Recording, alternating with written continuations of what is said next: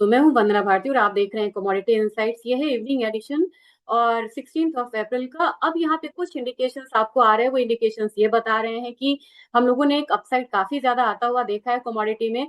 अब यहाँ पे टाइम है हल्की प्रॉफिट बुकिंग का। प्रॉफिट बुकिंग का ये मतलब नहीं है कि मैंने यहाँ से कहा कि ट्रेंड अप था और ट्रेंड चेंज हो रहा है, लेकिन एक करेक्शन आपको देखने को मिलेगा हल्का, जो कि आपको एक वैल्यू बाइंग का भी यहाँ पे मौका देगा। और सबसे पहले अगर गोल्ड की ही बात करें, $5,000 मैंने आपसे पहले भी कहा है कि ये बहुत बड़ा हर्डल है। इसको क्रॉस करने के लिए एक मतलब कि स्ट्रॉन्ग ट्रिगर्स चाहिए, वो भी मिलेगा यहाँ पे। लेकिन अब यहाँ पे आप देखिएगा थोड़ा सा स्थिर कमोडिटी नजर आ रही है। तो जो भी अपसाइड है अपना वो 4908 तक है और यहाँ पे देख रहे हैं कि अब थोड़ा थोड़ा हल्का करेक्शन आना शुरू हो गया है। हमारी मार्केट में ये करेक्शन बहुत ज्यादा नहीं है। अगर जिन किसी का यहाँ पे गोल्ड में अगर शॉर्ट टर्म में मन है कि मैं एक बार निकलूं यहाँ से फिर मैं बाइंग करूंगा, वो भी लेवल सही है। नहीं तो अगर आप यहाँ पे इस पोजीशन को कैरी फॉरवर्ड भी कर रहे हैं या फ्रेश लेना चाह रहे हैं, तो एक लेवल को जरूर ध्यान में रखिएगा, 1,55,200। मैं बार बार इसलिए बोलती हूँ ताकि आपको लेवल्स का ध्यान रहे, उससे ऊपर ही आपको यहाँ पे बाइंग करनी चाहिए।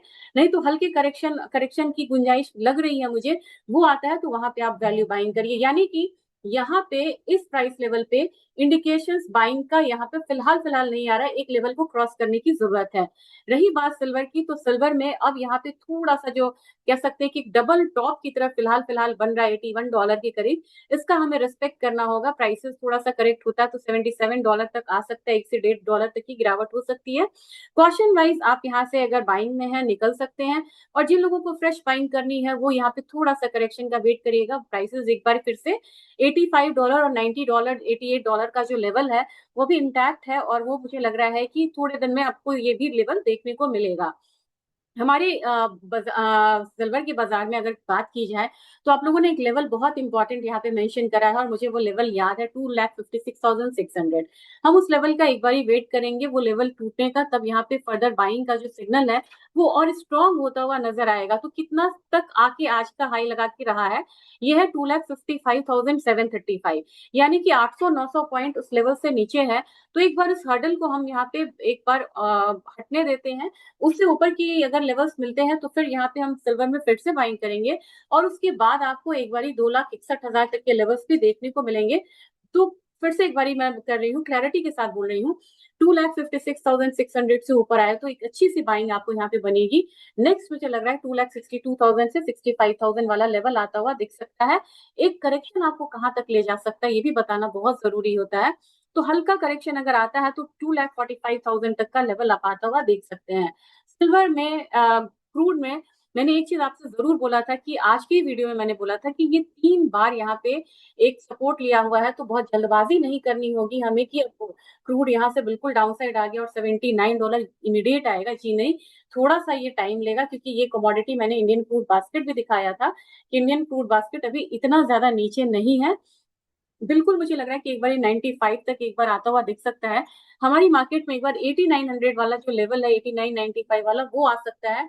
तो शॉर्ट टर्म के लिए एक हल्की बाइंग जो है वो नजर आ रही है, लेकिन सिग्नल क्या वेट करना होगा कि फर्दर वो बाइंग स्ट्रांग होती है या सेल एट प्राइस की जो रैली स्ट्रैटेजी है वो यहाँ पे अपनाया जा सकता है। तो क्लैरिटी यहाँ पे है, क्रूड एक बाउंस कर रहा है, 8995 तक के चांसेस जो है फिलहाल फिलहाल क्रूड में लग रहा है। बात अगर नेचुरल गैस की जाए तो नेचुरल गैस की इन्वेंट्री आई है, और इन्वेंट्री यहाँ पे बिल्कुल निगेटिव आई है। 50 BCF का होता है, 558 का एक्सपेक्टेशन था, आया 59 BCF का। तो ये डेटा निगेटिव है, लेकिन डेटा निगेटिव है, लेकिन एक चीज अभी आज के वेबिनार में भी इस बात की चर्चा हो रही थी, जो लोग वेबिनार से जुड़े हैं उनका स्वागत है। और $2.6 जो है ये एक यहाँ पे सपोर्ट लेती हुई कमोडिटी नजर आ रही है। और काफी सारे यहाँ पे सवाल थे जिसमें उन्होंने कहा था कि उनकी बाइंग 251 की है। मैंने आज कहा भी था कि 251 की बाइंग है तो यू शुड होल्ड की एक बारी 250 का लेवल लग रहा है, लेकिन इसमें आप बहुत ज्यादा बुलिश नहीं होइएगा।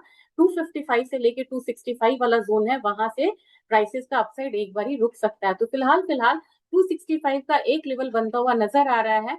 और एक बात और हुई थी कि यहाँ पे डाउन साइड रिस्क जो है वो थोड़ा सा कम होता हुआ नजर आ रहा है। रही बात एल्यूमिनियम की, एल्यूमिनियम एक स्ट्रॉन्ग कमोडिटी, लेकिन थोड़ा सा वेट करते हैं।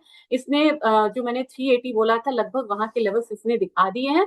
तो एक हल्का करेक्शन पे फिर यहाँ पे बाइंग में जाना चाहिए लोगों को, फिलहाल प्रॉफिट बुक करना चाहिए। जबकि जिंक मुझे लग रहा है कि अभी भी इसमें मादा है कि ये मतलब स्ट्रेंथ है कि ये 345 तक जा सकती है। जबकि लेड हम लोग इसकी चर्चा कम करते हैं। मुझे लग रहा है कि 196 के पास एक हर्डल है, तो इसको थोड़ा सा अवॉइड करके चलना होगा। जबकि कॉपर अपने मूवमेंट को बिल्कुल मतलब कि रोक के चल रहा है। तो कॉपर एक इंडिकेशन दे रहा है कि आप में मतलब कि आप प्रॉफिट में है, तो प्रॉफिट बुक करिए। एक करेक्शन आएगा तो वैल्यू बाइंग फिर से करेंगे। कहीं भी कमोडिटी का ट्रेंड चेंज फिलहाल फिलहाल में नहीं है। लेकिन आपको एक चीज ध्यान में रखना होगा कि करेक्शन पे करेंगे आप वैल्यू बाइंग, तो आपको एक अच्छा मुनाफा मिल सकता है। निकल में भी लगभग यही स्टोरी है। और ये स्टोरी कब चेंज हो सकती है, इस बात का आपको हमेशा ध्यान में रखना होगा। ये स्टोरी तब चेंज होगी जब सल्फ्यूरिक एसिड का यहाँ पे जो रिस्ट्रिक्शंस है वो यहाँ घटता हुआ नजर आएगा, या फिर आपको जो सप्लाई डिसरप्शंस है वो नजर आएगा। तो कॉपर, निकल, एल्यूमिनियम, जिंक, सिल्वर, ये सब क्या है, ये सब वॉर को लेके हेडलाइंस ड्रिवन कमोडिटी में एक मूव आई है। और वो मूव आपको एक हेडलाइन से बिगड़ भी सकती है, इसलिए वॉर के अपडेट्स को जरूर यहाँ पे ध्यान में रखिएगा। ये आज का इवनिंग एडिशन था, वो आपको अच्छा लगा होगा। लेवल्स के लिए जानने के लिए आप ज्यादा से ज्यादा इसे शेयर जरूर करिएगा। Thank you.